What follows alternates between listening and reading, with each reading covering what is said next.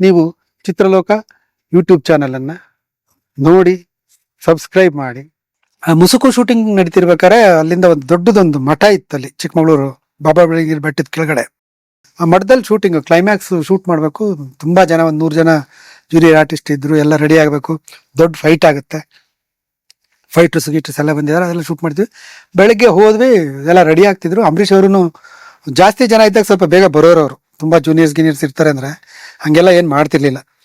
ಬರೋರು ಬಂದು ಮೇಕಪ್ ಹಾಕೊಂಡು ರೆಡಿ ಆಗ್ತಿದ್ರು. ಅವ್ರು ಮೇಕಪ್ ಆಗ್ಬೇಕಾದ್ರೆ ಏನು ಮಾಡ್ತಾರೆ, ಅವರು ವಾಚು, ಚೈನು, ಪರ್ಸು ಗಿರ್ಸು ಎಲ್ಲ ಅವ್ರು ಇವ್ರಿಗೆ ಕೊಡ್ತಾರೆ. ಯಾರಿಗೆ ಟಚಪ್, ಅವನೊಂದು ಬ್ಯಾಗ್ ಹಾಕೊಂಡು ಅದರಲ್ಲಿ ಇಟ್ಕೋತಾನೆ. ಅವ್ರಿಗೆ ಎಲ್ಲ ಕೊಟ್ಟು ಮೇಕಪ್ ಎಲ್ಲ ಹಾಕೋತಿದ್ರು. ನಮ್ಮ ಕ್ಯಾಮ್ರಾಮನ್ ಮಂಜುನಾಥ್ ಇದಾರಲ್ಲ, ಅವ್ರ ಅಸಿಸ್ಟೆಂಟ್ಗೆ ಏನೋ ಸೀರಿಯಸ್ ಆಗೋಗಿದೆ ಅವ್ರ ತಂದೆಗೆ ಊರಲ್ಲಿ, ಬೆಂಗಳೂರಲ್ಲಿ ಅಂತ ಫೋನ್ ಬಂದಿದೆ ಇಲ್ಲಿಗೆ. ನಾವೆಲ್ಲ ಶೂಟಿಂಗ್ ಬಂದ್ಬಿಟ್ಟಿದ್ವಿ ಬೆಳಗ್ಗೆ.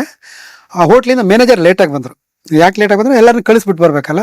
ಅವರು ಮತ್ತು ಸತೀಶ್ ಅಂತ ಬರಬೇಕಾಗಿತ್ತು. ಅವ್ರು ಸತೀಶ್ ಅವ್ರು ಆಮೇಲೆ ಬರ್ತಾರೆ. ಮ್ಯಾನೇಜರ್ ಒಬ್ಬರೇ ಬಂದವರು.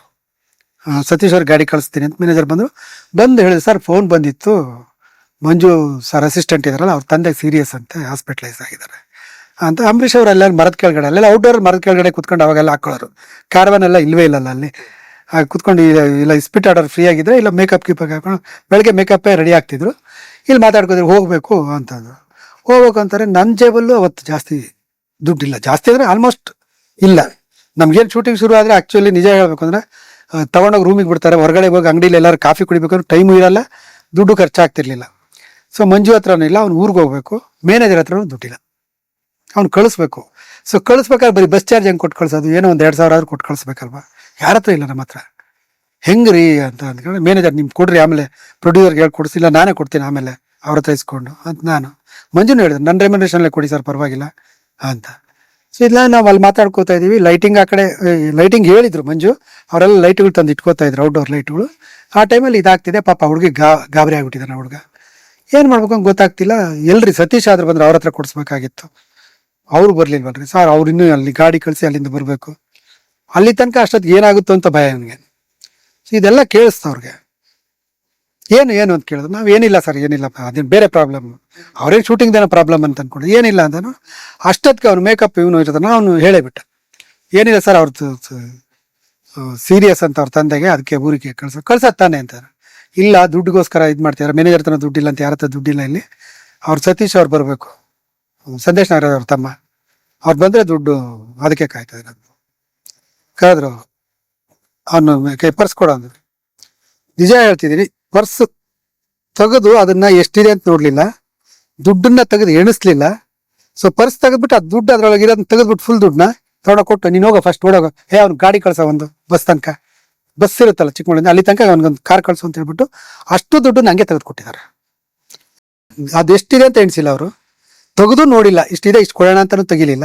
ಫುಲ್ ಹಿಂಗೆ ತೆಗೆದ್ಬಿಟ್ಟು ಅದೇನೇ ಜಾಸ್ತಿ ತೆಗೆದು ಕೊಟ್ಟಿದ್ದಾರೆ ಅವರು. ನಾವು ಪರವಾಗಿಲ್ಲ ಸರ್, ಇಷ್ಟು ಕೊಟ್ಟರೆ ಸಾಕು, ಅದೇನೇ ಪರವಾಗಿಲ್ಲ ಹೋಗಪ್ಪ ಹೋಗಯ್ಯ ನೀನು ಅಂತ ಕಳಿಸಿದಾರೆ ಅವರು. ಸೊ ಅವನ್ನ ಗಾಡಿ ಮಾಡಿ ಕಳಿಸಿದ್ವಿ. ಆಮೇಲೆ ಸತೀಶ್ ಬಂದ್ಮೇಲೆ ಕೊಟ್ಟರು. ಅದು ದಟ್ ಈಸ್ ಡಿಫ್ರೆಂಟ್. ಬಟ್ ಆ ಟೈಮಲ್ಲಿ ಮನುಷ್ಯ ಅದು ಕರ್ಣ ಅಂತಾರಲ್ಲ, ಆ ಕರ್ಣ ಅನ್ನೋದು ಇದಕ್ಕೇನೆ. ಇದು ನಾನು ಎಕ್ಸಾಗರೇಷನ್ ಅಲ್ಲ, ಬೇರೆಯವ್ರು ಹೇಳಿ ಕೇಳಿದ್ವಲ್ಲ, ನನ್ನ ಸಿನಿಮಾದಲ್ಲಿ ನನ್ನ ಕಣ್ಣೆದುರುಗಡೆ ನನ್ನ ಶೂಟಿಂಗಲ್ಲಿ ನಡೆದಿರೋ ಅಂಥದ್ದು. ಅಷ್ಟೊಂದು ಧಾರಾಳವಾಗಿದ್ದ ಅಂಬರೀಷ್ ಅವರು, ಅದೇ ಅಂಬರೀಷ್ ಅವರು. ಅವ್ರದ್ದೆಲ್ಲ MP ಆಗೋಗಿದ್ರು, ಡೆಲ್ಲಿನಲ್ಲಿ ಇರ್ತಾ ಇದ್ರು, JP ನಗರದಲ್ಲಿದ್ದರು ಮನೇಲಿ. ಅವ್ರಿಗೆ ಮದುವೆ ಆಗಿತ್ತು.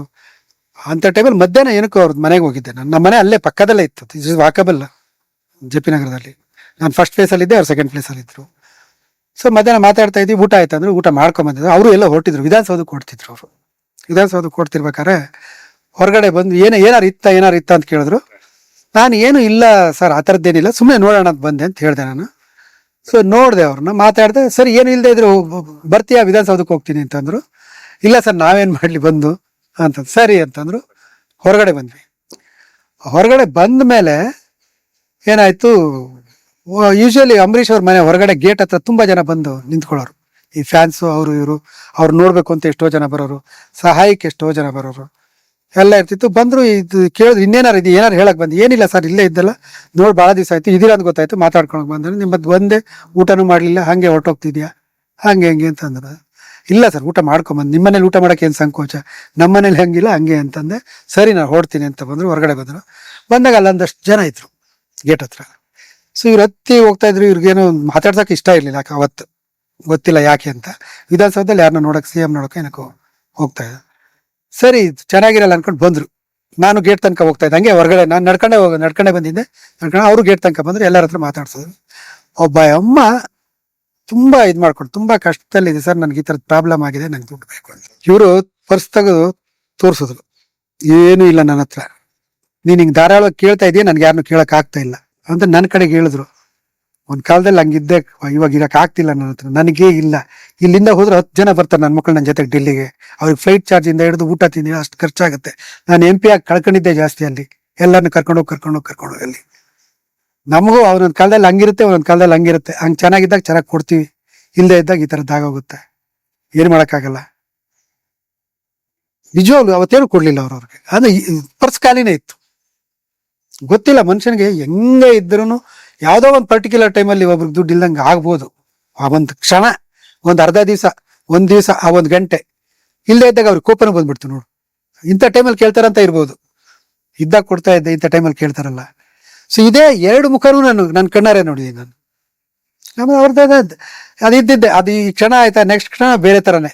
ಅವ್ರದ್ದು ಮಾಮೂಲಿ, ಅವ್ರದ್ದು ಮನೆ ಏನಿತ್ತದು ಈ ಒಂಥರ ಈ ಛತ್ರ ಅಂತಾರಲ್ಲ, ಯಾವಾಗ್ಲೂ ಬಂದ್ರೆ ಅವ್ರಿಗೆ ಊಟ ತಿಂಡಿ ಕೊಟ್ಟೋದು ಥರದ್ದು ಹಂಗೆ ನಡೆಯೋದು. ಅದೊಂಥರ ದೊಡ್ಡ ಛತ್ರ ಥರನೇ ಅವ್ರ ಮನೆಗೆ.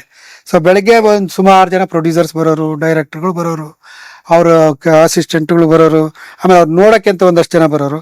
ಅದಲ್ಲದೆ ಅವ್ರಿಗೆ ಪೊಲಿಟಿಕಲ್ ಫ್ರೆಂಡ್ಸ್ ಬೇರೆ, ಅದಲ್ಲದೆ ಸುಮ್ಮನೆ ಫ್ರೆಂಡ್ಸ್ ಬೇರೆ, ಆಮೇಲೆ ಆಫೀಸರ್ಸ್ ಫ್ರೆಂಡ್ಸ್ ಬೇರೆ, ಅವ್ರಿಗೆಲ್ಲ ಬೇರೆ ಕ್ಯಾಟಗರಿ.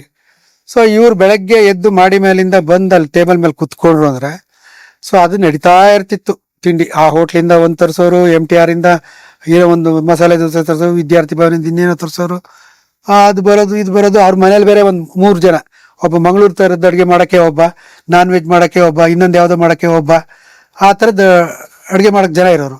ಸೊ ಅವರೆಲ್ಲ ಮಾಡಿದ್ದಲ್ದೆ ಇದೆಲ್ಲ ಬೇರೆ ಕಡೆಯಿಂದನೂ ಒಂದು ಕ್ಯಾಸರಲ್ ಬಾಕ್ಸಲ್ಲಿ ತರಿಸೋರು. ತಂದು ಬಂದವ್ರಿಗೆಲ್ಲ ಒಂದರಲ್ಲಿ ಕೂತ್ಕೊಳ್ಳೋದು ಟೇಬಲಲ್ಲಿ, ಅವ್ರ ಪ್ರಾಬ್ಲಮ್ ಹೇಳೋದು ಅಥವಾ ಅವ್ರು ಏನು ಮಾತಾಡ್ಬೇಕು ಅಂತ ಮಾತಾಡ್ಬೇಕಾದ್ರೆ ಪ್ರತಿಯೊಬ್ರು ತಿಂಡಿ ತಿನ್ನಲೇಬೇಕು. ನೀವು ಬೇಡ ಅಂತ ಅಂದಲ್ಲಿ ಬಚಾವಾಗಿ ಈಚೆ ಬರೋಕೆ ಆಗ್ತಿರ್ಲಿಲ್ಲ ಅಂಬರೀಷ್ ಮನೇಲಿ. ಸೊ ನೀನ್ ಏನಾರು ತಿನ್ಕೊಂಬ, ಇಲ್ಲಿ ಅಂತ ತಿಂತೀಯ ತಿನ್ನು, ಈಗ ಇದಿದೆ ಬೇಡ ಸರ್ ಅಂದ್ರೆ, ನೀರ್ ದೋಸೆ ಚೆನ್ನಾಗಿ ಮಾಡ್ತಾರೆ, ನೀರ್ ದೋಸೆ ಕೊಡೋದು, ನೀರ್ ದೋಸೆ ಚಟ್ನಿ ಮಾಡ್ತೀನಿ ಸರ್. ಸೊ ಅವ್ರಿಗೆ ಇನ್ನೊಂದೇನಿತ್ತು, ಸುಮಾರು ಜನ ನಾನು ನೋಡ್ದಂಗೆ KV ಜಯರಾಮ್ ಡೈರೆಕ್ಟ್ರು ಅವ್ರ ಮನೆಗೆ ಹೋಗ್ಬೇಕಾರೆ, ಅಂಬರೀಷ್ ಅವ್ರು ನೋಡ್ಬೇಕಾರೆ ಅಡುಗೆ ಮಾಡ್ಕೊಂಡು ಹೋಗೋರು, ನಾನ್ ವೆಜ್ಜು ಅದು ಇದು. ಸೊ ಅದನ್ನೆಲ್ಲ ಯಾರು ತಿಂತಾರೆ, ಅವ್ರೇನು ತಿಂತಿರ್ಲಿಲ್ಲ, ಎಲ್ಲ ಬಂದವ್ರಿಗೆ. ಸೊ 11, 11:30, 11:45, 12 ಗಂಟೆ, 12 ಕಾಲ ತನಕ ತಿಂಡಿ ಮುಗಿಯೋ ತನಕ ಬಂದವರೆಲ್ಲ ಕೂತ್ಕೊಳ್ಳೋದು, ಅವ್ರದ್ದು ತಿಂಡಿ ತಿನ್ನೋದು, ಅವ್ರ ಜೊತೆ ಮಾತಾಡೋದು, ಹೋಗೋದು, ಇನ್ನೊಬ್ರು ಬರೋ ಕೂತ್ಕೊಳ್ಳೋರು. ಆ ಟೇಬಲ್ ಖಾಲಿನೇ ಇರ್ತಿರ್ಲಿಲ್ಲ. ಸೊ ಸಪ್ಲೈ ಆಗ್ತಾನೆ ಇರೋದು, ಜನ ಹೆಂಗ್ ಇರ್ತಿದ್ರು ಕಂಟಿನ್ಯೂಸ್. ಅದಾಯ್ತು, ಇವ್ರು ಹೋದ್ರು, ಅದ್ ತಟ್ಟೆ ಇತ್ತು, ಇನ್ನೊಂದು ತಟ್ಟೆ ಇಡು, ಇನ್ನೊಬ್ರು ಏನು ಕೊಡು, ಈ ಥರದ್ದು ಆಗ್ತಿತ್ತು. ಸೊ ತಂದು ಕೊಡೋದೆಲ್ಲ ಈಗ ತಿಂತಿದ್ರು. ಸೊ 1 ಗಂಟೆ ಆಗೋಷ್ಟೊತ್ತೆ ತಿರ್ಗಿ ಊಟ ಶುರು ಆಗೋದು, ಊಟ ಟೈಮ್ ಆಗೋದು, ಊಟಕ್ಕೆ ಬಂದು ಕೂತ್ಕೊಳ್ಳೋದು. ಎಷ್ಟೋ ಅಪರೂಪ. ಎಲ್ಲರ ಜೊತೆ ಕ್ಲೋಸ್ ಅಲ್ಲ ಅವ್ರಿಗೆ, ರಾಜಕಾರಣಿಗಳು ಕ್ಲೋಸು. ಎಷ್ಟೊಂದು ಕ್ಲೋಸ್ ಅಂದರೆ, ಒಂದ್ಸರಿ ನಾನು ನಮ್ಮ ಪ್ರೊಡ್ಯೂಸರು ಸಂದೇಶ್ ನಾಗರಾಜ್ ಅವರು ಅವ್ರ ಮನೆಗೆ ಹೋಗಿದ್ವಿ ಮಧ್ಯಾಹ್ನ. ಸೊ ಕುತ್ಕೊಂಡು ಊಟ ಮಾಡ್ತಿದ್ವಿ. ಅವಾಗ ಪ್ರಭಾಕರ್ ಅವರು, ಜಯಮಾಲ ಅವರು ಕೂಡ ಬಂದಿದ್ರು. ಎಲ್ಲರೂ ಕುತ್ಕೊಂಡು ಒಟ್ಟಿಗೆ ಊಟ ಮಾಡಿದ್ವಿ. ಡೈನಿಂಗ್ ಟೇಬಲ್, ದೊಡ್ಡ ಡೈನಿಂಗ್ ಟೇಬಲ್ ಇತ್ತು ಅವ್ರ ಮನೇಲಿ. ಸೊ ಊಟ ಎಲ್ಲ ಮುಗೀತು, ಮಾತಾಡ್ಕೊಂಡು ಎಲ್ಲ ಮಾತಾಡ್ತಿದ್ವಿ. ಅವ್ರೇನೋ ಸುಮ್ಮನೆ ಬಂದಿದ್ರು ಅನ್ಸುತ್ತೆ. ಸೊ ನಾವು ನಮ್ದೇನೋ ನಮ್ಮ ಸಿನಿಮಾದ್ದು ಅಥವಾ ಅವಾಗ ಇವರು ಸಂದೇಶ್ ನಾಗರಾಜ್ ಸುಮ್ಮನೆ ಹೋಗ್ತಿದ್ರು, ಅವರು ಜೊತೆ ಹೋಗೋಣ ಬನ್ನಿ ಅಂತ ಕರ್ಕೊಂಡು ಹೋಗಿದ್ರು, ಮಾತಾಡ್ತಿದ್ವಿ. ಆವಾಗ ಕರೆಕ್ಟಾಗಿ ವೀರಪ್ಪ ಮೊಯ್ಲಿ ಅವ್ರದ್ದು CM ಅಂತ ಡಿಕ್ಲೇರ್ ಆಯ್ತು, ಅನೌನ್ಸ್ ಆಯ್ತು. ಆ ಟೈಮಲ್ಲಿ ಫಸ್ಟ್ ಇವ್ರಿಗೆ ಗೊತ್ತಾಗಿದ ತಕ್ಷಣನೇ ವೀರಪ್ಪ ಮೊಯ್ಲಿ ಅವ್ರ ಮನೆಗೆ ಫೋನ್ ಮಾಡಿ, ಅವ್ರ ಹೆಂಡತಿಗೆ ಫೋನ್ ಮಾಡಿ, ಮೇಡಮ್ ನಿಮ್ಮ ಯಜಮಾನರು CM ಆಗಿದ್ದಾರೆ, ಅವ್ರಿಗಿನ್ನೂ ಗೊತ್ತಿರ್ತೋ ಇಲ್ವೋ, ಮುಂಚೆ CM ಆಗಿದ್ದಾರೆ, ಹುಷಾರಾಗಿರಿ, ಸುಮ್ಮನೆ ಅಲ್ಲಿ ಇಲ್ಲಿ ಬೇಲಿ ಹಾರಕ್ ಬಿಡ್ಬೇಡಿ. ಅದು ಈ ಥರ ಅಂದರೆ ಅಷ್ಟು ಕ್ಲೋಸ್ ಆಗಿರೋರು, ಅಷ್ಟೇ ಎಲ್ಲರ ಹತ್ರನೂ ಹಂಗೆ ಮಾತಾಡೋರು ಧಾರಾಳವಾಗಿ. ಸೊ ನಮ್ಮ ಪುಟ್ಟಣ್ಣವ್ರು, ನಮ್ಮ ಡೈರೆಕ್ಟ್ರನ್ನೇ ಹಂಗೆ ಮಾತಾಡ್ಸೋರು ಅವರು. ಬಿಡಿ ಸರ್ ನೀವು ಅಂತ ಅಂದ್ಬಿಡೋರು. ಯಾರು ಅವ್ರ ಜೊತೆಗೆ ಅವ್ರ ಎದುರುಗಡೆ ಮುಖ ಕೊಟ್ಟೆ ಮಾತಾಡ್ತಿರ್ಲಿಲ್ಲ ನಮ್ಮ ಡೈರೆಕ್ಟರ್ ಹತ್ರ. ಸೊ ಆ ಥರ ಆ ಧಾರಾಳತನ ಇದು ಎಲ್ಲ ಇರೋದು. ಬಟ್ ಆಮೇಲೆ ಕೆಲವು ಟೈಮ್ ಅವರು ರಾಜಕಾರಣಕ್ಕೆ ಹೋಗಿ ಅವ್ರು ಕಳ್ಕೊಂಡಿದ್ದು ಇದೆ ರಾಜಕಾರಣದಲ್ಲಿ. ಆಮೇಲೆ ಬ್ಯುಸಿನೂ ಆಗೋದ್ರು, ಅವ್ರ ಹಿಂದೆ ಮುಂದೆ ಜನ, ಅವ್ರ ಮದುವೆ ಆಯಿತು, ಅವ್ರದ್ದು ಇದು ಸಾತ. ಅಂಬರೀಷ್ ಅವರು ಒಂದು ನಿಜವಾಗ್ಲು ಮರಿದಂಥ ಕ್ಯಾರೆಕ್ಟರ್. ನಾನು ಅಸೋಸಿಯೇಟ್ ಆಗಿದ್ದಾಗ ಪಡವಳ್ಳಿ ಪಾಂಡವರು ಆಗಲಿ, ರಂಗನಾಯಕಿ ಆಗಲಿ, ಆ ಟೈಮಲ್ಲೂ ಅಷ್ಟು ಕ್ಲೋಸ್ ಆಗಿ ಅಷ್ಟು ಚೆನ್ನಾಗಿರ್ತಿದ್ರು. ಇನ್ಫ್ಯಾಕ್ಟ್ ಅವರು ಡೌನ್ ಟು ಅರ್ತ್ ಹೆಂಗ್ ಇರ್ತಿದ್ರು ಅಂದ್ರೆ ಪಡವಳ್ಳಿ ಪಾಂಡವರಲ್ಲಿ 5 ಜನ ಇರ್ತಾರೆ ಅವರು, ಎಲ್ಲ ಹಳ್ಳಿಯವರವರು. ರಾಮಕೃಷ್ಣ ಮಾತ್ರ ಪ್ಯಾಂಟ್ ಹಾಕೊಂತಾನೆ, ಜೈ ಜಗದೀಶ್ ಪ್ಯಾಂಟ್ ಹಾಕೊಂತ ಸ್ವಲ್ಪ ಸಿಟಿ ಎಜುಕೇಶನ್ ಇರೋಂಥವ್ರು. ಇನ್ನು ಉಳಿದವರೆಲ್ಲ ಅವ್ರ ಡ್ರೆಸ್ಸುಗಳು ಒಂದು ಹಾಕೊಂಡ್ರೆ ಅದು ಇಡೀ ಒಂದು ಅರ್ಧ ಸಿನಿಮಾದಲ್ಲಿ ಒಂದೇ ಡ್ರೆಸ್ಸೇ. ಇನ್ನೊಂದು ಯಾವ್ದೋ ಹಬ್ಬದ ಸಿನಿಮಾದ್ರೆ ಮಾತ್ರ ಚೇಂಜ್ ಇರ್ತಿತ್ತು. ಆ ಒಂದೇ ಡ್ರೆಸ್ಸನ್ನ ಅವ್ನು ಕಾಸ್ಟ್ಯೂಮರ್ ಅಯ್ಯಕಣ್ಣು ಅಂತಿದ್ದ, ಅವ್ನು ಒಗಿತಿರ್ಲಿಲ್ಲ.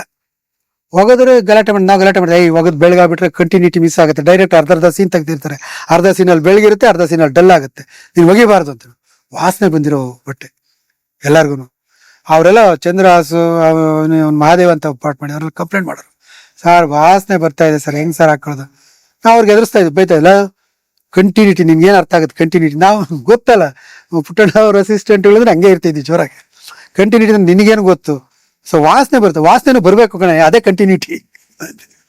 ಬಟ್ ಅಂಬರೀಷ್ ಅವರು ಅಂಥ ಬಟ್ಟೆ ಹಾಕೊಳ್ಳೋಕು, ಅಂತ ಅರ್ಧೋಗಿರೋದು ಕಿತ್ತೋಗಿರೋದು ಹಾಕೊಳ್ಳೋಕು ಒಂದೇ ಒಂದು ದಿವಸ ಸಣ್ಣ ಕಂಪ್ಲೇಂಟ್ ಮಾಡಲಿಲ್ಲ. ಆ್ಯಕ್ಚುಲಿ ಅಷ್ಟು ಇದರಲ್ಲಿ ಇರ್ತಿದ್ರು, ಕೋಆಪ್ರೇಟ್ ಮಾಡ್ಕೊಂಡು ತಮಾಷೆ ಮಾಡ್ಕೊಂಡು. ಸೊ ಡ್ರೆಸ್ ಗೀಸ್ ಎಲ್ಲ ಅದು ಗೊತ್ತಿಲ್ಲ, ಬೇರೆ ಸಿನಿಮಾಗಳೆಲ್ಲ ಆ ಥರದ್ದು ಬೇಕಾದಾಗ ಅದು ಕೇಳ್ತಿದ್ರೇನು.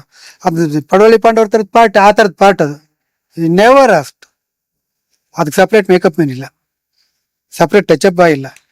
ಅವ್ನು ಟಚಪ್ ಇಟ್ಕೊಂಡವ್ರು ಪಡವಳ್ಳಿ ಪಾಂಡವ್ರು 5 ಪಾಂಡವ್ರಿಗೂ ಬಳ್ಕೊಂಡು ಬರ್ಬೇಕಾಗಿತ್ತು ಮುಖನ.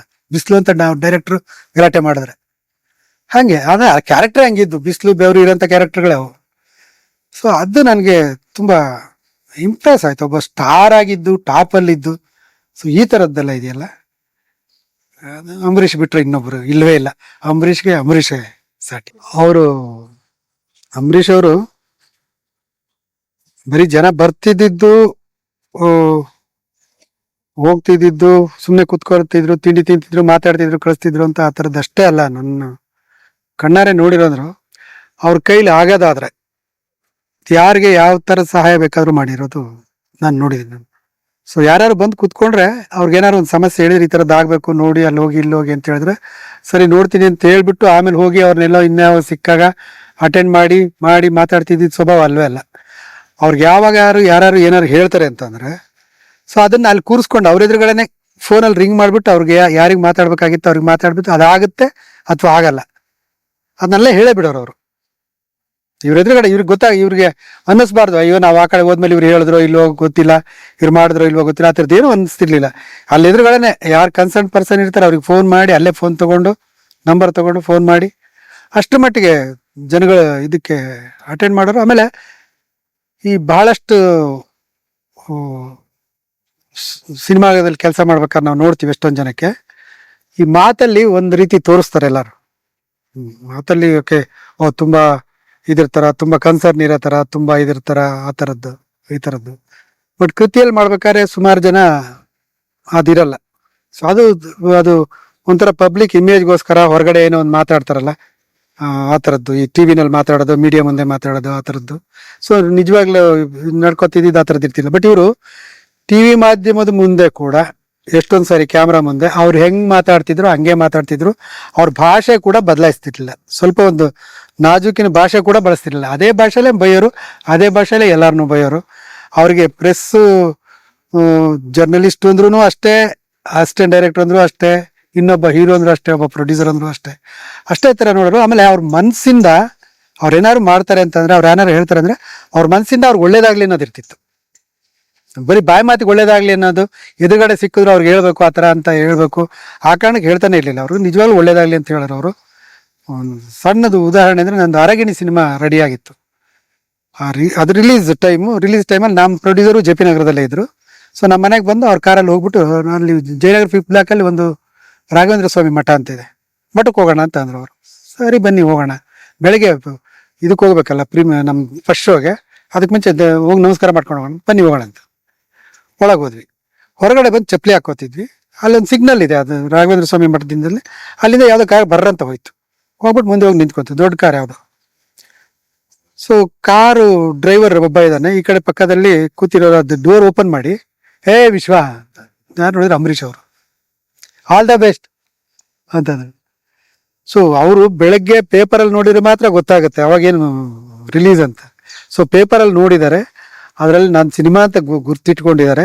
ಅಲ್ಲಿ ನಿಂತು ಕಾರಲ್ಲಿ ಆ ರಾಘವೇಂದ್ರ ಸ್ವಾಮಿ ಮಠದ ಮುಂದ್ಗಡೆ ಹೇಳ್ಬಿಟ್ಟು ನಾನು ಅಲ್ಲಿ ಹತ್ರಕ್ಕೆ ಹೋದೆ, ತಿರ್ಗಿ ಹತ್ರಕ್ಕೆ ಹೋಗ್ಬಿಟ್ಟು ಕೈ ಕೊಟ್ಬಿಟ್ಟು ಆಲ್ ದ ಬೆಸ್ಟ್ ಒಳ್ಳೇದಾಗ್ಲಿ ಅಂತೇಳಿ ನಮ್ಮ ಪ್ರೊಡ್ಯೂಸರ್ಗೂ ವಿಶ್ ಮಾಡಿ ಹೋದ್ರು. ಅಂದ್ರೆ ಅವ್ರ ಪಾಡಿಗೆ ಅವ್ರ ಕಾರಲ್ಲಿ ಹೋಗ್ಬೇಕಾಗಿತ್ತು. ಅವ್ರು ನಾನು ನೋಡ್ಲೂ ಇಲ್ಲ, ಅವ್ರ ಕಾರು ಅಂತಾನೂ ಗೊತ್ತಾಗ್ಲಿಲ್ಲ, ಅವ್ರು ಅದ್ರಲ್ಲಿ ಹೋಗಿದಾರೆ ಅಂತಾನೂ ಗೊತ್ತಿಲ್ಲ. ನಮ್ಮ ಪಾಡಿಗೆ ನಾವು ಚಪ್ಪಲಿ ಹಾಕೋತಿದ್ವಿ. ನನ್ನನ್ನು ನೋಡಿ ಅವ್ರು ಗುರ್ತಿಸಿ ಆ 1 ನಿಮಿಷ ಅಥವಾ 2 ನಿಮಿಷ ಇದೆಯಲ್ಲ ಅವ್ರ ಟೈಮ್ ಸ್ಪೆಂಡ್ ಮಾಡೋದು, ಅದು ಯಾರು ಭಾಳ ಜನ ಮಾಡಲ್ಲ. ನಾನು ನೋಡ್ಲಿಲ್ಲ ಅಂದ್ರೆ ಪರವಾಗಿಲ್ಲ ಬಿಡು, ನೋಡ್ಲಿಲ್ಲ ಅಂತ ಹೊರಟೋಗ್ತಾರೆ. ಸೊ ಈ ಥರ ಎಲ್ಲ ನೋಡ್ಲಿಲ್ಲ ನಿಲ್ಸಿ ಅವ್ರು ಹೇಳ್ಬೇಕು ಆ ಥರ ಒಂದು ಮನೋಭಾವ ಇತ್ತು.